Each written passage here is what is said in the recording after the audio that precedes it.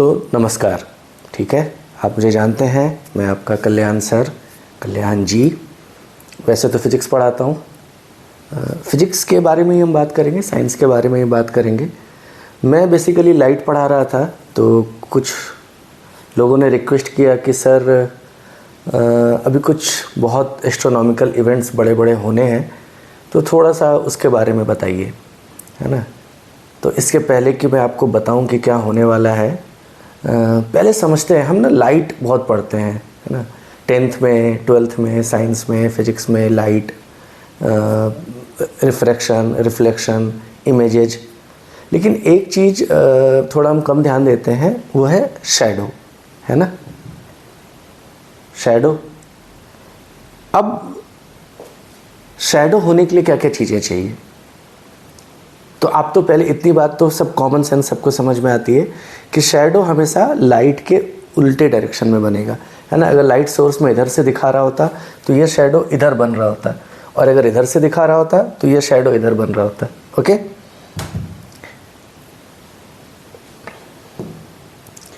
अब शैडो बनने के लिए अभी मैं समझाऊंगा क्यों चर्चा कर रहे हैं हम शैडो की, लेकिन थोड़ा सा पहले ब्रीफ उसका बैकग्राउंड समझते हैं। तो शैडो बनने के लिए मोटा मोटी 3 चीज़ें चाहिए। एक अच्छा लाइट सोर्स होना चाहिए, उसके बीच में कोई ऑब्जेक्ट या ऑब्स्टेकल आ जाए, है ना, और एक स्क्रीन जहाँ पे आप उसको देख सकें, है ना। मैं खड़ा हूँ, लाइट जल रही है, तो shadow, light, obstacle and screen, जहाँ पे वो बेसिकली डार्क एरिया बन रहा होता है। ठीक है, वो मैंने समझाने की कोशिश की है। नेचर में ऐसा होता है क्या? अगर नेचर में ऐसा हो जाए तो क्या हो जाए?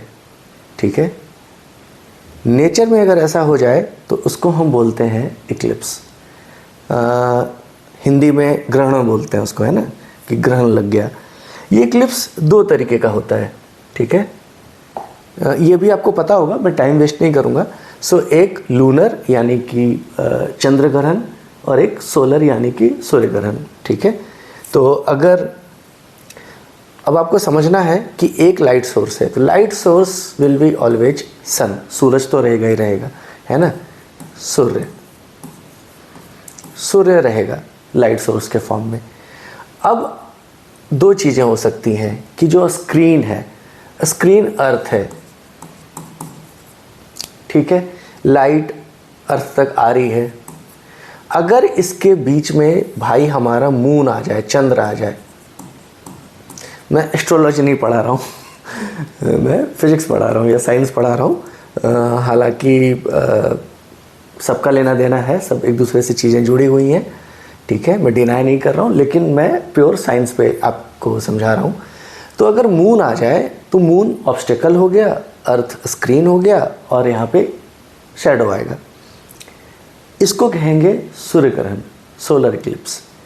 इसका उल्टा भी हो सकता है। इसका उल्टा कैसे हो सकता है कि सन था, इसकी लाइट आ रही थी किस पे, क्योंकि आप समझिए मून की अपनी रोशनी नहीं है, मून एक आईने जैसा है, रिफ्लेक्ट करता है सूरज की रोशनी को। इस केस में उल्टा होता है कि अगर अर्थ बीच में आ जाए और यहां मून आ जाए, ठीक है, आई थिंक स्क्रीन पे दिख रहा होगा, तो अगर सन और मून के बीच में अर्थ आ जाए, ठीक है, तो ये चंद्र ग्रहण हो सकता है। लेकिन आज हम बात करेंगे इसके बारे में। ठीक है, चलें आगे।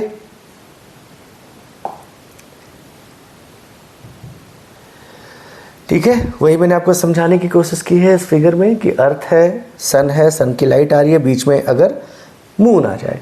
अब हमको ये बात समझनी पड़ेगी कि मून आ जाए मतलब, तो आप देखिए ये भाई साहब, मतलब अभी तक हम ये मान के चल रहे हैं कि अगर हम रेफरेंस में अपने सोलर सिस्टम की बात कर रहे हैं तो ये एक सेंटर है, स्टेशनरी है। हालांकि वृहद ब्रह्मांड में कुछ भी स्थिर नहीं है, लेकिन मैं फिर कह रहा हूँ, अपनी सोच का दायरा छोटा रखते हुए अपने सोलर मंडल को अगर हम देखें तो ये स्टेशनरी है भाई साहब।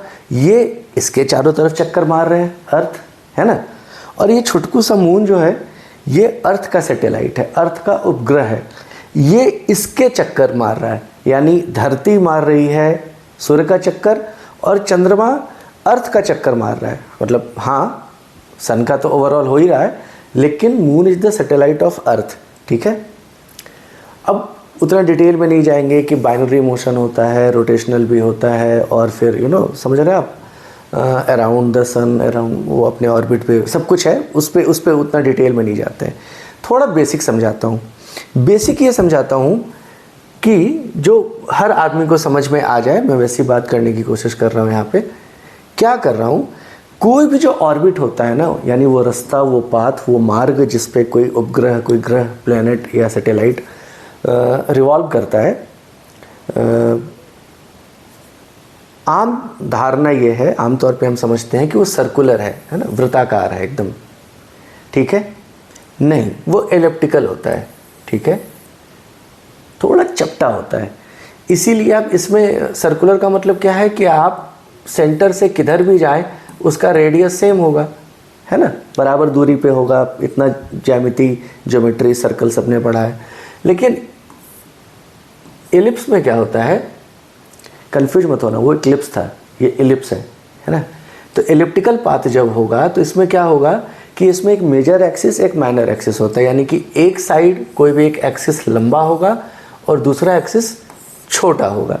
यानी कि क्या समझाना चाह रहा हूँ मैं कि मान लीजिए यहाँ पे अर्थ है सेंटर पे, और ये मून भाई साहब चक्कर मार रहे हैं, तो यहाँ पे जब मून होगा तो वो डिस्टेंस छोटा होगा, ठीक है। और यहाँ पे जब जाएगा डिस्टेंस, मान लीजिए ये x है, अच्छा मैंने उल्टा कर दिया, कोई नहीं, तो x is always lesser than y, है ना। यानी यहाँ पे वो धरती से थोड़ा दूर चला जाएगा और वहाँ पे धरती के नज़दीक रहेगा। मोटा माटी लगभग कहते हैं कि जो सबसे निकट की दूरी है ना, धरती और चंद्रमा के बीच की जो सबसे निकटतम दूरी है, close proximity, the minimum distance between moon and earth is approximately I guess 3.6 lakh kilometre, थोड़ा 19-20 का फर्क होगा I guess. And the maximum as 4.1 और 4.2 I guess lakh kilometre. Clear. तो बहुत बड़ा डिफरेंस है छोटे एक्सिस में, यानी जब वो धरती के नज़दीक है और जब वो धरती से दूर है। अब आपको लग रहा होगा कि अब ये बातें सर क्यों कर रहे हो, धरती से नज़दीक है, धरती से दूर है, आपने समझा दिया, बात समझ में आ गई कि सूरज है, धरती है, सूरज और धरती के बीच में अगर मून आ गया, चंद्रमा आ गया, तो सोलर इक्लिप्स लग जाएगा। हाँ, सिंपली बात तो आपको समझ में आ गई है। लेकिन एक फ़र्क होता है, क्यों इसकी हम चर्चा कर रहे हैं। कहा जा रहा है कि आई थिंक 2 अगस्त को 2027 में एक बहुत बड़ा, एक कंप्लीट सोलर इक्लिप्स होने वाला है, पूर्ण सूर्य ग्रहण होने वाला है, कंप्लीट। तो 2 तरीके का ग्रहण होता है, ठीक है। मैं इसको थोड़ा इमेज को बड़ा कर देता हूँ। ये बातें डिपेंड करती हैं कि चंद्रमा धरती से कितना दूर है। सन अपनी जगह है, मून अपने ऑर्बिट पे है, मोटा मोटी मून की भी दूरी घटते बढ़ते रहती है, मून का इंक्लिनेशन भी कम ज़्यादा होता है। लेकिन बहुत डिटेल में इसको ना, उसकी क्लास नहीं बनाना चाहते हैं कि खगोल शास्त्र पढ़ाया जा रहा है। आम आदमी जो बात चलते फिरते विज्ञान समझ ले, है ना, उसकी बात की जा रही है। तो अगर बहुत दूर है ना, याद है ना मैंने y लिया था, ये बहुत दूर अगर मैंने मान लिया और ये x बहुत नज़दीक मान लिया, तो क्या होगा। बहुत छोटी सी बात है।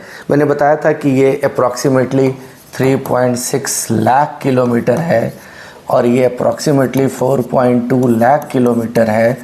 समझाना मैं आपको बहुत बेसिक बात ये चाह रहा हूँ कि सन, ठीक है, मून, और अगर अर्थ बहुत दूर है और सन, मून और अर्थ बहुत नज़दीक है, इन दोनों केसेस में क्या फ़र्क होता है ये समझिएगा। जब ये दूर है ना, तो वो कंप्लीट सोलर इक्लिप्स नहीं बोला जाता है, उसमें रिंग्स बनते हैं, ठीक है। मतलब बड़ा सा ऐसा सन है तो आपको लगेगा कहीं कट गया, या कहीं से मून ऐसा छोटा सा डॉट जैसा क्रॉस होकर निकल गया, ठीक है, कुछ ऐसा सा लगेगा, कोई कोना कट गया, कोई ऐसा निकल के चला गया। लेकिन जब मून बहुत नज़दीक आ जाता है तो ये पूरा ओवरशैडो कर देता है, कंप्लीट लॉकडाउन, अंधेरा। मून और सन एक दूसरे को, मतलब फोकल पॉइंट के, मतलब ऑप्टिक्स के संदर्भ में समझाना मैं नहीं चाहता हूँ, मैथमेटिकल क्लास नहीं बनाना चाहता हूँ, वरना इसमें पैरालेक्स भी आ जाएगा। क्योंकि मून का जो स्पीड है ना, वो लगभग 3682 किलोमीटर पर आवर है अपने ऑर्बिट पे, यानी धरती के चारों तरफ मून इस गति से चल रहा है।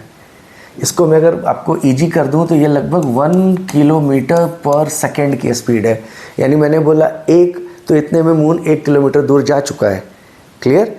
तो सोचिए कि जो आगामी सूर्य ग्रहण होने वाला है, सोलर इक्लिप्स होने वाला है अपकमिंग, उसके बारे में कहा जा रहा है कि वो लगभग 6 मिनट 22 सेकेंड तक रहेगा और कंप्लीट रहेगा।